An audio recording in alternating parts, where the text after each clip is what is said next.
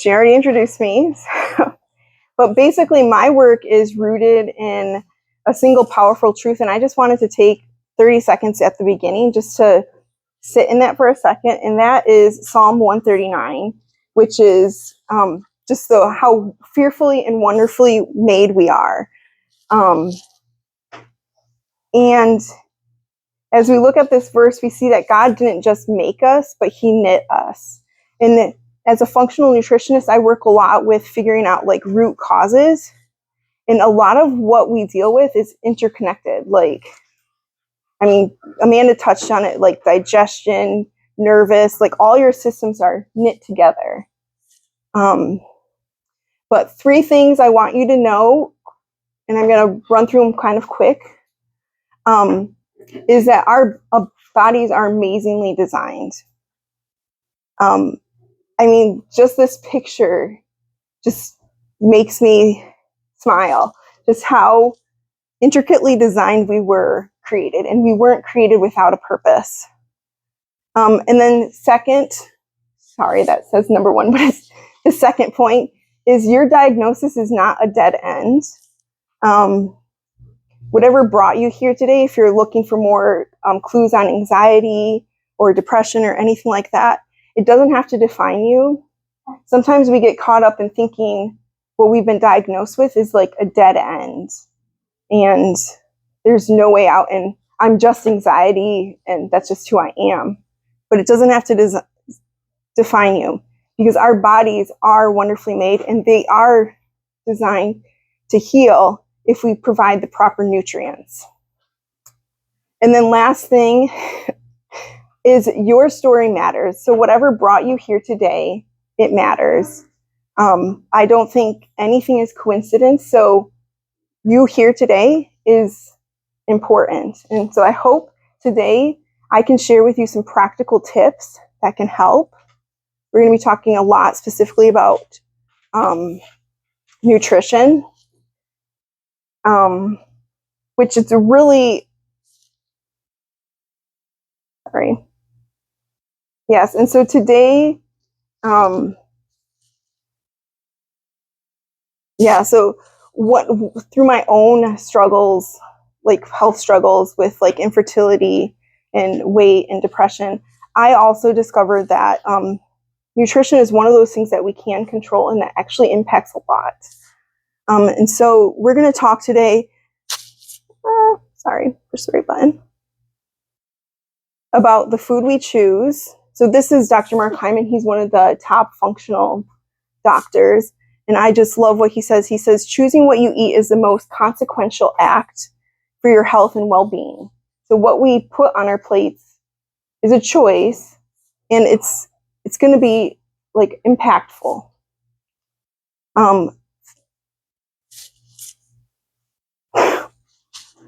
Okay. So the 3 points I'm going to touch on is the nutrition label, because we have to start out by knowing what we're putting in our bodies, and the nutrition label does that. Second, we'll talk about sugar versus added sugar, because there's a difference. And then the third thing we'll talk about is how fiber can ease your mood and mind. So the nutrition label. So everyone should have received a nutrition label. It's a black and white copy. And I've got 3 different nutrition labels on it. And believe it or not, this small panel on the back of any good that you buy in the aisles at the grocery store tell a lot about the product. It tells how much sugar's in it. It can tell you how it was processed, whether or not it has fiber, how much sugar you're consuming, and all of that matters. And so I'm going to walk you through the couple of things that I look for when I read nutrition labels. But first thing, I want to ask, how many of you look at a nutrition label before making a purchase? Yeah. Okay, that's awesome. So, according to research, 80% of people look at a nutrition label before making a purchase. And that trend seems to be holding steady. But what the National Science Foundation found in their survey is that 25% struggle with interpreting what's on the nutrition label. And 33% of people lack the knowledge of what actually is healthy, and they still are making choices that are not beneficial to their health. So I'm hoping with what we talk about today, I can clear up some of the clutter and give you a little bit of more practical insight into the nutrition label. So first thing that I like to look at is the serving size. Okay, serving size matters. Because if that small bag of chips that you buy has 2 servings in it, but you're going to eat the full thing, you have to times everything on that nutrition label by 2. And yeah, it's important. Or what if the bowl of cereal you're pouring is more than 3/4 of a cup, but the serving size on the box says 3/4? It's important. So it gives you perspective. And I don't know if you can tell from my nutrition labels, but I chose yogurt, some alternative like cracker crisps, and some chips. Okay, and you can see the different servings for each. And this one, it's 22 chips. Now, how many people actually sit there and count out 22 chips? Yeah. So something to consider when you're picking up a package is what that serving size is. I was telling my 8-year-old daughter when we were looking at something, because we had 2 choices to make between the things. I'm like, well, this one, you only get 5 crackers. In this one, you can have 15. Which one would you prefer? Obviously, she's going to go with the 15. It's important. Okay, so that's the first thing I look at, serving size. The second thing is the total carbohydrates versus fiber. And we'll get into this a little bit more when we talk about sugar in the next point. But carbohydrates do break down into sugars. So something with high carbohydrates is going to break down in your bloodstream into sugar. Okay? But the one thing that will slow it down is fiber. And we're also going to talk about that in our third point. So one of the rules I like to do when I look at carbohydrates versus dietary fiber is a 1-3. So if there is, so for every 3 carbohydrates, you want at least 1 fiber. So when we look at this yogurt here, and this is strawberry yogurt, there's less than 1 gram of fiber and 18 grams of sugar. So that's going to hit your bloodstream a lot quicker. And you can see all of these don't have very much dietary fiber, but they have a lot of carbs. So choosing things with higher fiber, higher carb to fiber ratio is best. So again, it's 3 carbs, 1 fiber, best. The next thing we're going to look at is the ingredient label. And we call this the heart of the issue, because you need to know what's put into that food. Some of the top functional doctors, they always talk about ultra-processed foods. And this is how you tell is by looking at the nutrition label. If it's things that are in your kitchen that you can get regularly, it's probably not an ultra-processed food. But if it's something that has, let's see, locust bean gum, who has that in their kitchen? Like, yeah, so it's probably going to be processed. And I do have handouts, and we'll talk more about it, like additives that you want to watch out for. I call the 6 harmful ones. But another trick is when you're looking at the ingredient label, you don't want sugar to be in the top 3. Because the way they design the ingredient label is to go by the largest amount to the smallest amount. So if sugar is in the top, or it's the first thing that's listed, probably not a wise choice.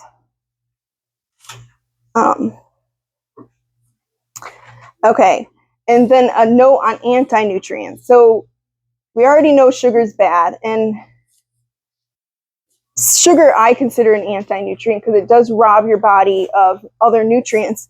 But other things that research has found was that things like emulsifiers break down the protective lining in your gut.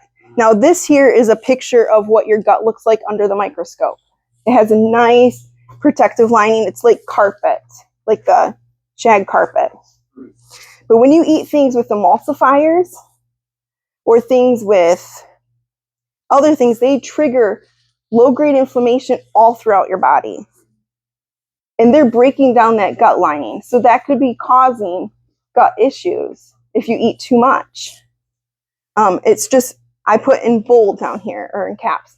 It just stresses your body out. That's where we get a lot of people walking around with leaky gut. It's been like a buzzword over the last couple of years, leaky gut, because it breaks down your gut lining, which is supposed to protect your body from the harmful things. It's supposed to be like, the way we learn it is like a donut. It's like a hole that goes from your mouth, and out. It's a hole. It's supposed to be protected so that you only absorb the good things and you don't take in the bad things. But when you're breaking down your gut lining, it doesn't work properly and you're taking in bad things as well.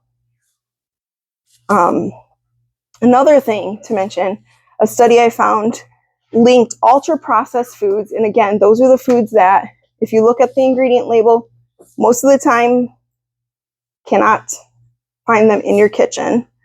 They're linked to poor brain health. They actually linked it to a shrinking of the hippocampus in your brain.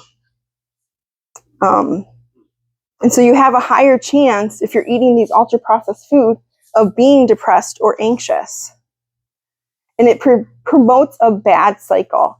So when you eat these foods, these ultra-processed foods, which food chemists, which actually one of the things I thought I wanted to do years back was be a food chemist because I thought it was cool working in a laboratory. Not so much anymore. But they specifically designed these ultra-processed food to pinpoint, the taste buds that you have. So you want to eat them. You get addicted to them. But the more you eat them, they create a horrible cycle for your body.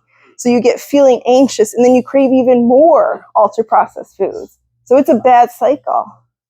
And the only way to stop it is to first make that choice, that conscientious choice, to just stop eating them altogether. And on one of your handouts, I do talk, the colorful one with labels, I do talk about how to determine whether things are unprocessed or minimally processed. And my rule for knowing if it's minimally processed, if it only goes through a couple of steps. So wheat in the purest form, you could get wheat berries and grind it yourself. I would call that minimally processed. You can do that yourself. So if it's something you can do yourself, it's minimally processed. If it's something that you're not going to be able to buy, except from it's already gone through a hard, huge process that a chemist has already done, most likely it is ultra processed. So something to take note of. Okay, so our second point, sugar. And I always feel like the bad guy giving the message on sugar. But is it energy or chaos? That's what we're going to talk about, okay? So on the screen here, so on the left side, these are simple sugars. These are the sugars that so you have these complex sugars over here. This is glycogen, which is a storage sugar. You get stored in your liver. And it's a huge chain of simple sugars, which the simple sugars are glucose, galactose, which is found in milk, I believe, and then fructose, which is found in fruit. Okay, these ones are easily absorbed because they're a lot smaller. Complex carbohydrates have to be broken down into these simple sugars in order for your body to use them. And most of the time, your body breaks down galactose, which is the milk sugar, and fructose, and it stores it in your liver. But glucose is readily available, and that's where you get people, who have to manage their blood glucose or diabetes. It's glucose they're looking at in your blood. It's readily absorbed into your blood. Simple sugars. And so the way I like to think of this as an analogy, okay, is a train analogy. Okay. So you got quick carbs and slow carbs. So those simple carbs are going to be quick carbs. They're like this bullet train. When you eat them, if you eat a teaspoon of table sugar, it's going to go right to your bloodstream. It's like a bullet train. But if you eat things that are complex in nature, not necessarily the things that are processed to be complex carbs, but if you eat things that are complex in nature, like fruit, they have the fiber already added in. It's going to be like a steam train. It's going to be slower on your blood. So you won't necessarily get the spikes. And most of the time, so if you're eating things with a lot of sugars, you can get a thing called the sugar roller coaster, okay, where you're going up and down, up and down, up and down. And it's kind of an interplay between your insulin and your blood glucose, because the more sugar you eat, your body's going to want to burn that off quickly. So it puts out insulin. And then this is how people end up becoming insulin resistant. It's insulin resistant. And then eventually they develop diabetes, heart disease, high triglycerides. Triglycerides are actually sugars. So sometimes they group it into cholesterol, but it's actually a result of sugar consumption. But I don't have enough time to go through all of that today. So, but when you crash, when you get down to the bottom, it can also trigger in your brain to release epinephrine, which Amanda already talked about, and cortisol, the stress hormone. So you might be getting symptoms that feel like anxiety, but it could be because your sugar is crashing low. Because when you eat sugar, your insulin spikes, and so it's going to bring down your sugar, and it's going to bring it down as fast as it can, and you're going to crash. I always think of like a kid and giving them a candy and like how they end up crashing out at the end of the night because they've had so much sugar. That's what your body's doing. And then it comes, and so it's the false anxiety problem. So you're getting shaky, you're getting sweaty, you have that racing heart. So when your blood sugar crashes, studies found that it mimics perfectly what a panic attack. Yeah. So when your blood sugar drops below 70 milligrams per deciliter, your body triggers a cascade of stress hormones. And the stress hormone on its own, cortisol, it does a lot of different things to your body. Again, the shakiness, sweating, racing heart, it can feel like anxiety attacks. In cortisol itself, it's directly linked to an increase in glucose production. So if you're having high cortisol, it's going to give you glucose because it thinks you're running from that lion. And so it's going to start pumping out sugar to your extremities so you can run and you can get away from that. But the truth is you're not running from a lion. So it's just creating a deeper problem inside your body. Again, disrupts your insulin sensitivity, which is what we want because we want to be able to have our body respond to insulin when it actually needs to respond to insulin. It didn't come out very good on the screen, but I did hand you guys an everyday healthy snack card. And so one of the tricks for when you need to keep your blood sugar stable is keeping with you what we call a bridge snack. And so I have my lunchbox up here, and I have a bridge snack with me. So I have an apple and pistachios. So you want fat, fiber, and protein. So these are great snacks. And on your everyday healthy snack thing, I listed out a couple of things that could be good things to have when you need a good snack. Because ideally, we don't want the roller coaster effect of our blood sugar. We want it to stay stable throughout the day.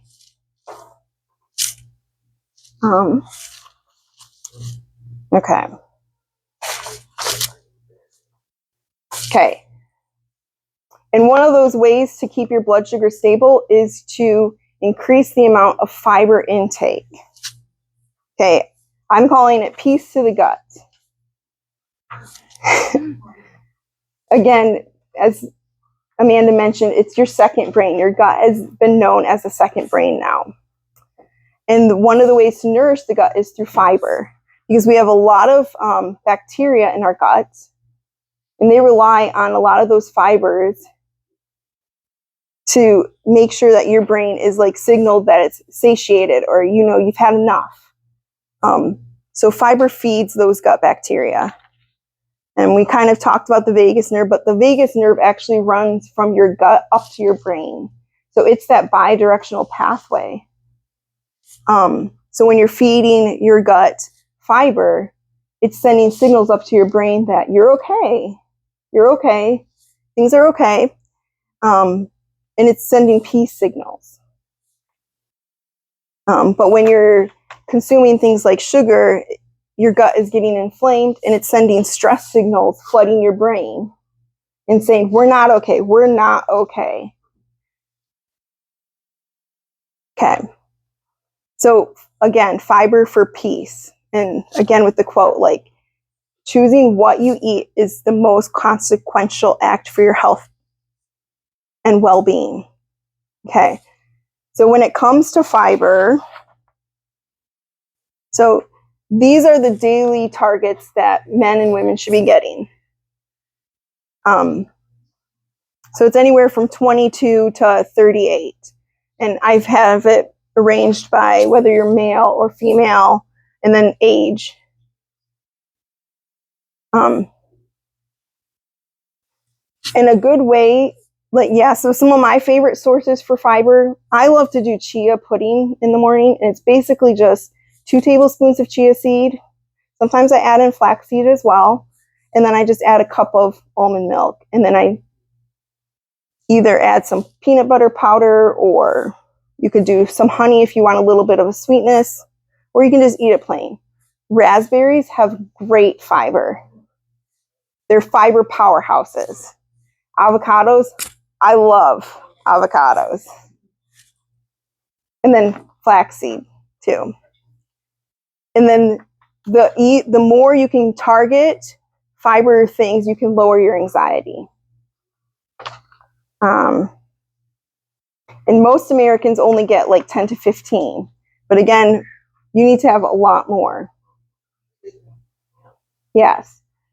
And again, fiber can be found in fruits, vegetables, naturally, seeds, nuts, all the good things that will add peace to your plate. And then a study published by Frontiers in Nutrition found that individuals with high fiber intake actually have a 33% chance of lowering their anxiety. So by hitting your fiber targets, you are literally building yourself a shield against triggers of stress or anxiety. Or, sorry, I probably got those mixed up. Awesome. So I want to talk to you about stewardship as far as our body is concerned. So I've also handed out a calm and balanced food list. And these are foods, and I kind of put on there as well, like what they give you, like omega-3s, anti-inflammatory, protein, zinc, fiber. These is my calm and balanced list on the left side. And on the opposite side is the chaos and imbalance list. And I purposely gave you more calm foods than imbalanced foods. But again, one of the principles we are taught in functional medicine is it's called crowding out. The more you start eating the foods off of the calm list, the more you're going to want those, and the less you're going to want the chaos list. Yeah.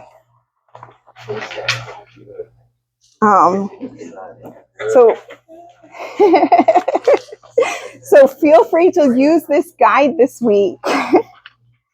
to soothe your nervous system when you feel stressed. And then also I wanted to let you know, so I do work one-on-one with clients if you're interested, and I do offer right now I'm promoting, I offer 2 body scans, which I have this machine in my office here at the Journey Center. It tells you what your muscle composition is on your limbs and your trunk. So you'll get a food journal to identify patterns and triggers, 2 in-body scans, and then 3 nutrition sessions for $199. And again, the thing messed up when I downloaded it. Just starts with an interest thing. But if you're interested, you can talk to me afterwards. And also, I'm going to be starting after Easter, that Monday following Easter, I'm starting a community group called Radiant Stewardship. It's free, open to the public. We're going to be just spending 7 weeks together talking about what the Bible says about general wellness, what it says about sugar intake, what it says about physique or working out. And so if you're interested in that, I also have the QR code there, and that's going to be Mondays at this time. It's better on a flyer, sorry. But the QR code is up here as well. So you can talk to me if you're interested in that. And I think, yes, are there any questions? I kind of ran through that so we